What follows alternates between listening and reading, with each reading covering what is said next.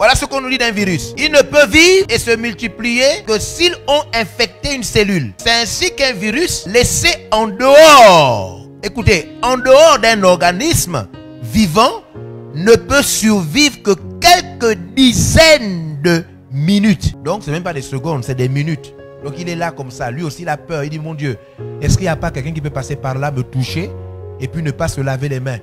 Est-ce qu'il n'y a pas quelqu'un? Il est là, le virus est là. C'est un être qui a peur. On peut le vaincre. C'est pourquoi on parle de confinement. C'est pourquoi on parle de pas se balader. C'est pourquoi on parle de se nettoyer.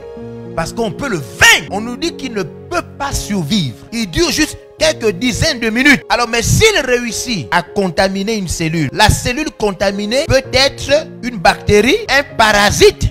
Donc, quand le virus veut continuer à vivre, il peut rentrer dans une cellule. Ça peut être une bactérie, ça peut être aussi un parasite ou encore un organisme qui a plusieurs cellules comme l'être humain. Donc, le virus, lui, il ne prie pas Dieu. Il prie le diable. Il dit, oh diable, envoie-moi quelqu'un. Un animal, une cellule, n'importe quoi.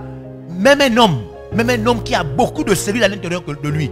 Oh, Dieu, Satan, est-ce que tu peux m'envoyer quelqu'un? Et c'est là où Satan te donne des idées bêtes. C'est là où maintenant, toi, l'être humain, tu ne vas pas respecter. Nous sommes en temps de guerre. Tu ne vas pas respecter ce qu'ils ont demandé. Tu vas donc devenir le moyen. Mais nous, on n'était pas en Chine. Nous, le Gabon. Et que le Gabon, nous, on était en Chine. Ce sont les gens qui sont allés en France. C'est ce qui s'est passé. Les informations que nous avons nous disent que ce sont des gens qui sont allés en France. Le virus voulait venir au Gabon. Nous ne savions pas comment prendre l'avion et prendre les moyens de transport. Il est rentré dans des personnes. Et c'est à partir de ce moment qu'il faut même interpeller les autorités pour dire, mais lorsque les autorités prennent des décisions en retard, lorsque des avions qui sont déjà venus des pays infectés arrivent, mais vous voulez quoi? Il faut prendre. Il y a des pays qui ont pris des mesures rapidement, qui n'ont pas tardé. Comment voulez-vous freiner? Comment on veut freiner la présence, l'arrivée d'un virus aussi mortel, dangereux? Oui, vous dites non, il n'est pas très mortel, mais s'il n'est pas très mortel, pourquoi il tue les gens? Il faut arrêter de nous embrouiller. Les scientifiques, là, de fois, vous n'avez pas Dieu et vous voulez embrouiller le monde. Si ce virus n'est pas aussi mortel, non, il n'est pas. Mais pourquoi vous avez tous peur? Pourquoi on est tous cachés? Hein? Pourquoi on est tous dans les maisons? Il faut arrêter d'être dans la confusion. Hein? Quand on parle, il faut bien parler. On a affaire à un démon, mesdames et messieurs. Ce virus a besoin des corps pour opérer. Ce virus peut et passe par des cellules, par des bactéries et par des organismes cellulaires, à savoir l'être humain. Ce n'est pas que vous pouvez l'attraper juste comme ça, vous marchez en route, personne n'est là et vous l'attrapez. Non, il vous faut rentrer au contact d'un lieu, d'un endroit ou d'une personne. Il vous faut toucher quelque chose sur lequel le virus y est. Parce qu'il peut vivre, comme on nous dit, un virus peut vivre une dizaine de minutes. Et on apprend avec le coronavirus même qu'il peut faire des fois des jours, des heures. On va faire là un virus particulier.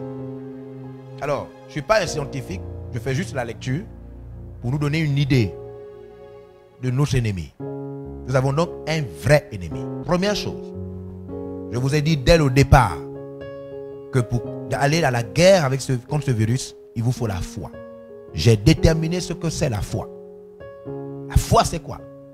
Une assurance ferme. Une capacité de voir ce que même les païens ne voient pas. Je vous l'ai dit, c'est ça la foi. Voir des choses. Et ensuite être capable de démontrer ces choses. Première chose. Ensuite, je vous ai interpellé sur ce que c'est la guerre. Je vous ai dit que la guerre est une bataille. Une confrontation de foi mortelle.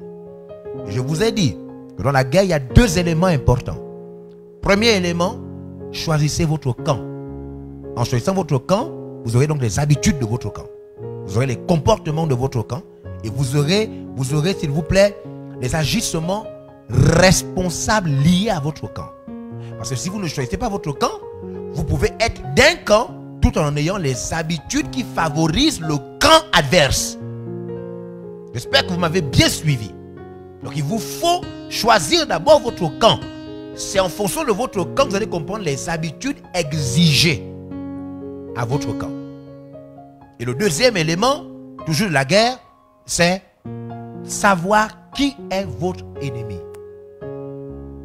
Nous avons affaire à un ultra microbe. Plus petit, ça veut dire, voyez-vous, les virus, on ne peut pas les voir n'importe comment. Il faut des appareils spéciaux parce qu'ils sont même plus petits que la famille des microbes. Le virus, il est plus petit que la bactérie, plus petit qu'une cellule. Il est plus petit. Il utilise ces choses-là pour finalement continuer à vivre. Nous espérons que vous avez été bénis par ce message de l'apôtre évangéliste Georges Olivier Mbazaboa. Vous pouvez permettre à d'autres personnes de jouir de cet enseignement en devenant partenaire par vos dons, dîmes et offrandes au numéro de compte inscrit. Que Dieu vous bénisse, vous qui permettez à l'évangile de se répandre par votre participation financière.